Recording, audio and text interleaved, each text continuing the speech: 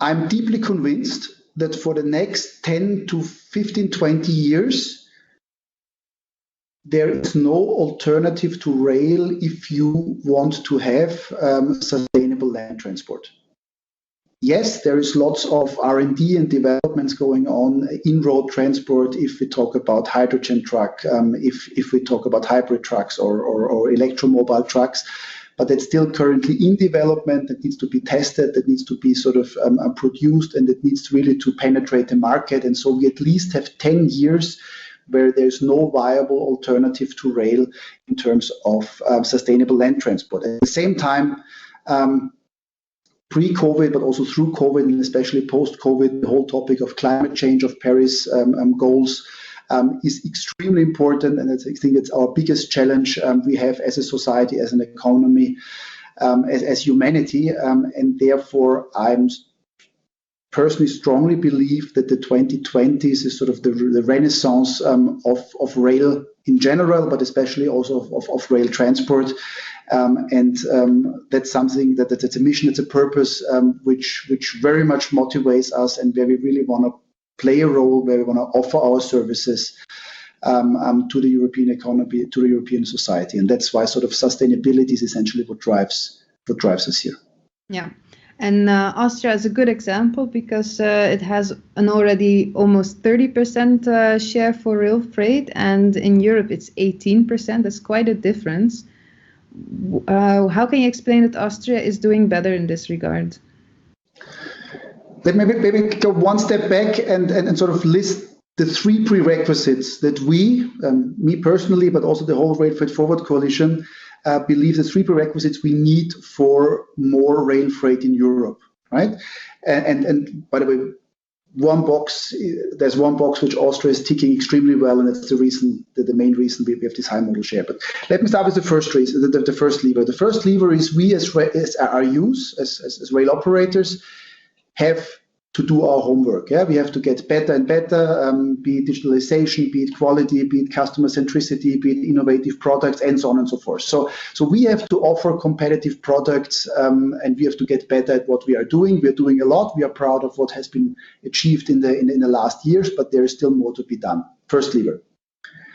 Second lever refers to interoperability, to having a high performing infrastructure. So there, our demand is running a train through Europe should be as easy as going by truck. Yeah? And due to many reasons, and we've talked about this before, the European rail freight landscape or rail infrastructure landscape is extremely fragmented, and that makes running a train through Europe extremely cumbersome. And then as a third reason, a third lever we need to sort of increase the modal share of rail in Europe and everywhere, also in Austria, and that's a fair competitive landscape. And that's what we mean by that is that the current regulatory regime, the current taxation regime, the current road access regime drastically favors road. So if you really compare road transport and rail transport, in many cases, or in too many cases, road transport is cheaper, and the reasons are manifold. The reasons start with the fact that we pay track access charges on every single mile we are running. Road is paying track access only on highways. That then goes further to the fact of social standards for truck drivers versus train drivers. That goes then also in the internalization of external costs. So if you go by a road, there's lots of emissions, there's congestion costs, there is accident costs, and so on, which are much lower by a multiple of depends obviously on the country and on the type of emission. But in terms of CO2 in Austria, it's a factor of 44 because we have clean energy. In Europe, it's still a factor of 9. So that's really something where road is favored.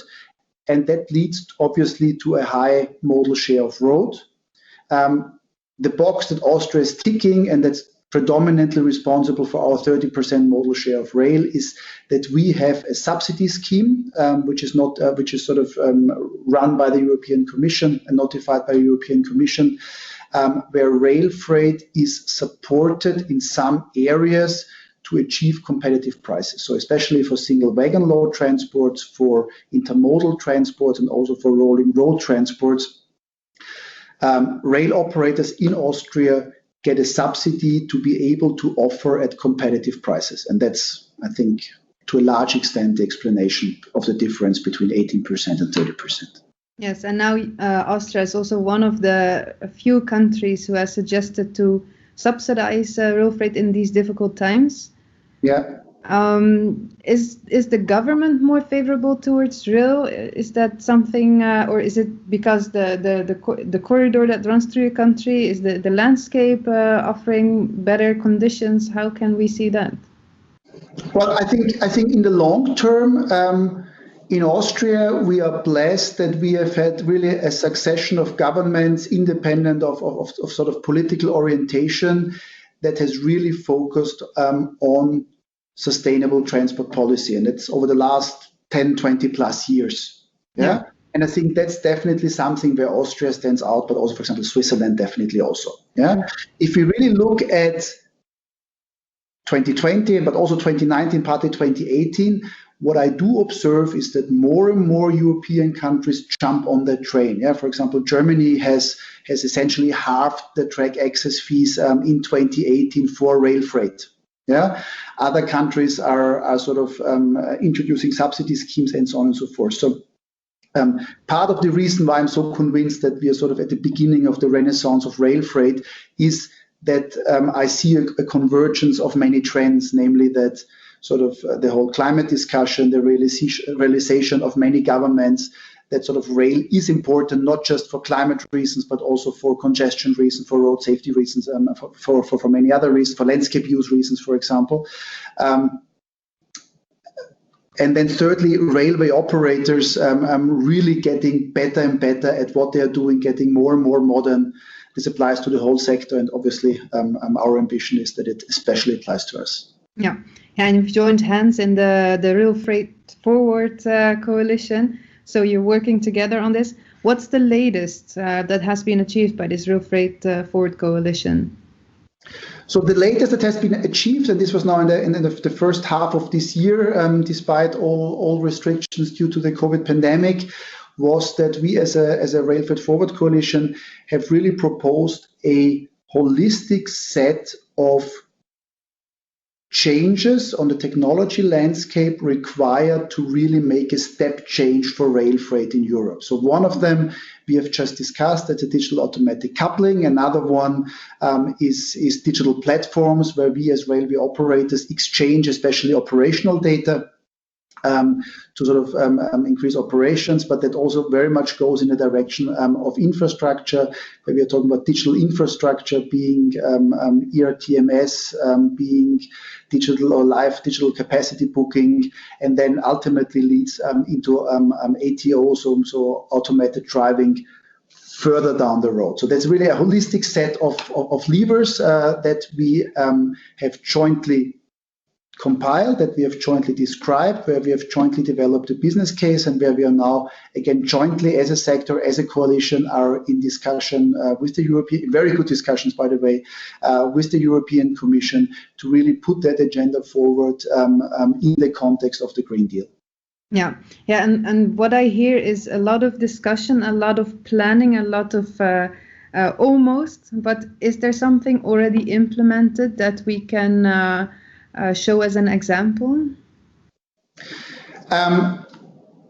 You were just asking about the latest developments. If you talk about the sort of the achievements of Rail Freight Forward, we founded ourselves, or we were founded in 2018. In 2019, something you can definitely see, or where you can see lots of videos, is the whole Noah's Train initiative, where sort of we created the longest artwork, which was a train with beautifully designed containers, which went around Europe and sort of got lots of attention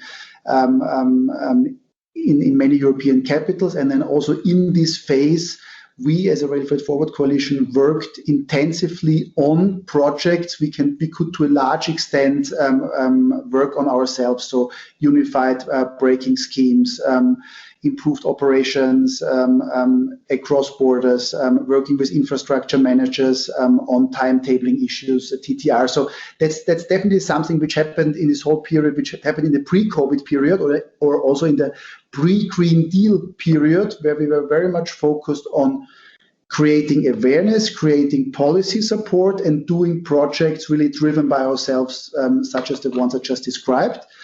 And then in the Green Deal area, which essentially was then called out in 2019 since then, and now very much into 2020, we are really working together with the European Commission to offer solution for the Green Deal, which then are obviously bigger ticket items. That we really talk about billions of euros for some of the initiatives, like the automatic coupling, like the digital infrastructure, which we now want to realize going forward in the course or in the framework of the Green Deal.